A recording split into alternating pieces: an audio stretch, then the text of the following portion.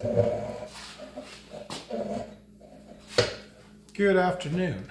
My name is Dutch, and today I'm going to read the book Trombone Shorty. This book was written by Trombone Shorty Andrews himself. The book is a recipient of many awards, including the Caldecott Honor, the Coretta Scott King, and the Nonviolent Social Change Brotherhood Award winner.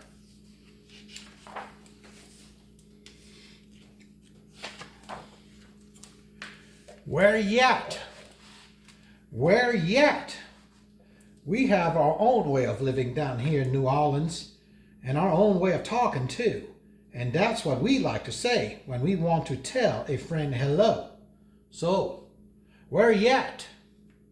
Lots of kids have nicknames, but I want to tell you the story of how I got mine. Just like when you listen to your favorite song, let's start at the beginning, because this is a story about music. But before you can understand how much music means to me, you have to know how important it is to my hometown, my greatest inspiration. I grew up in a neighborhood in New Orleans called Trombone. Any time of day or night, you could hear music floating in the air. And there was music in my house, too. My big brother James played the trumpet so loud you could hear him halfway across town. He was the leader of his own band, and my friends and I would pretend to be in the band too. Follow me, James would say. There's one time every year that's more exciting than any other: Mardi Gras. Parades fill the streets and beaded necklaces are thrown through the air to the crowd. I love the brass bands with their own trumpets, trombones, saxophones, and the biggest brass instrument of them all, the tuba, which rested over the musician's head like an elephant trunk. Where yet? Where yet? The musicians would call. All day long, I could see brass bands parade by my house while my neighbors danced along. I loved these parades during Mardi Gras because they made everyone forget about their troubles just for a little while. People didn't have a lot of money in Trombone, but we always had a lot of music. I listened to all these sounds and mixed them together, just like how we make our food. We take one big pot and throw in sausage, crab, shrimp, chicken, vegetables, rice, whatever's in the kitchen, and stir it all together and let it cook. When it's done, it's the most delicious taste you've ever tried. We call it gumbo, and that's what I wanted my music to sound like. Different styles combined to create my own musical gumbo. But first I needed an instrument. The great thing about music is that you don't even need a real instrument to play. So my friends and I decided to make our own. We might have sounded different from the real brass bands, but we felt like the greatest musicians of Trombone. We were making music, and that's all that mattered. Then one day, I found a broken trombone that looked too beaten up to make music anymore.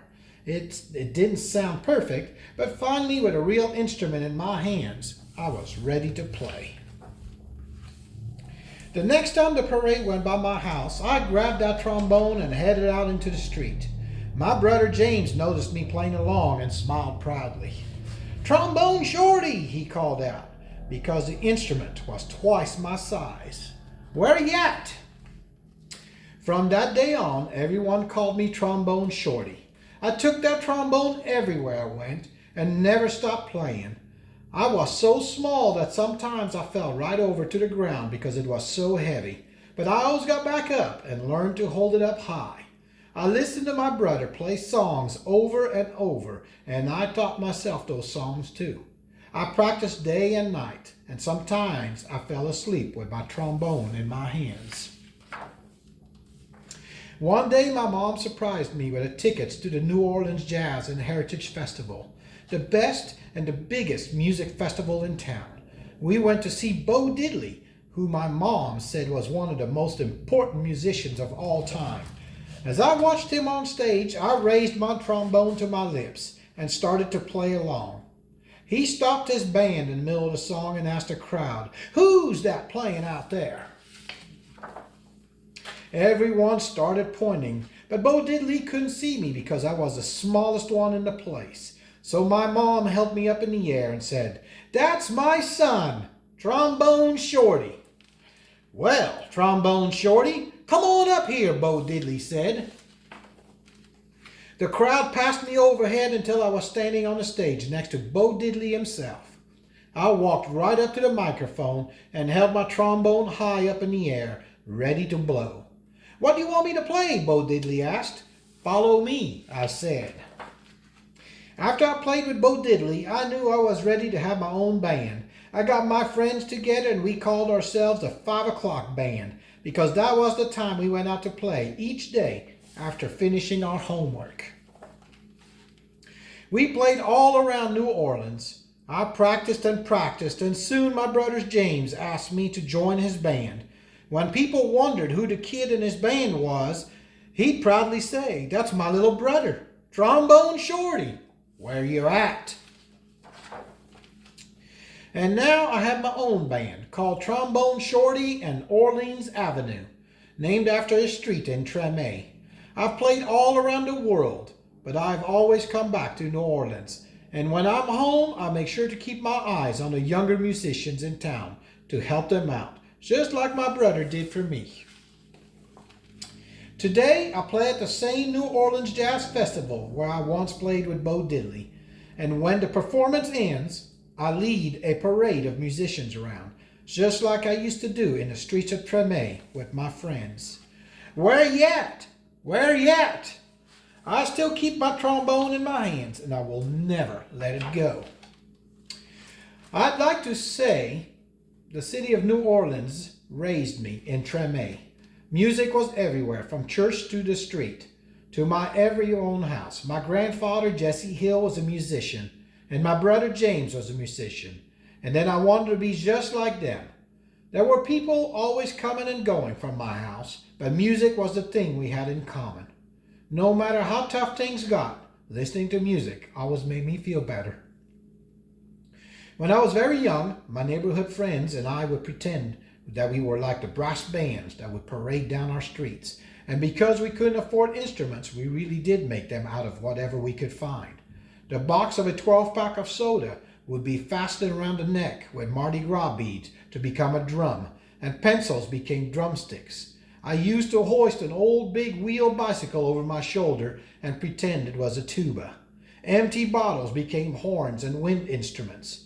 Thankfully, I got my first trombone when I was 4 years old, and by the age of 6, I was leading my own band. The only reason I succeeded as a musician was because I practiced every day. Practicing was easy to do because I loved playing music so much. I knew that if I just kept playing, good things would happen to me. I felt it in my bones. I played around town with my friends for many years, and together we tried to soak in everything we could about the incredible music traditions of New Orleans. I felt lucky that the previous generations of New Orleans musicians wanted to share their craft with me. It was my job to carry on their musical heritage. I attended the New Orleans Center for Creative Arts and started to develop my own musical style, one that paid tribute to the New Orleans' own jazz, blues, and gospel, but also mixed in other kinds of music that I loved, like rock and roll, funk and hip-hop. I called it super funk rock. My music caught the eye of Lenny Kravitz, and at the age of 19, I joined the horn section of his band. This led to performing with other incredible musicians over the years, such as U2, Green Day, Eric Clapton, B.B. King, Prince, and many, many more. I formed my own band, Trombone Charlie and Orleans Avenue, and together we released 3 studio albums and even played the Grammy Awards. In 2012, I had the honor of performing for President Barack Obama at the White House for a Black History Month celebration. In 2013, I was chosen to play the coveted closing set at the New Orleans Jazz and Heritage Festival, the same festival where I performed with Bo Diddley when I was just a child. As important as it is to me to carry the torch for the music of New Orleans, it's even more important for me to make sure that this tradition continues. In 2010, I launched the Trombone Charlie Foundation and Trombone Charlie Music Academy to make sure that the music and culture of New Orleans stays alive. While I've been fortunate enough to travel the world and share my music, I always return home to New Orleans. Nothing has been more inspiring to me than working with the children there. I wanted to write this book to try to inspire hope in kids who might be growing up under difficult circumstances, but who also have a dream, just like I did.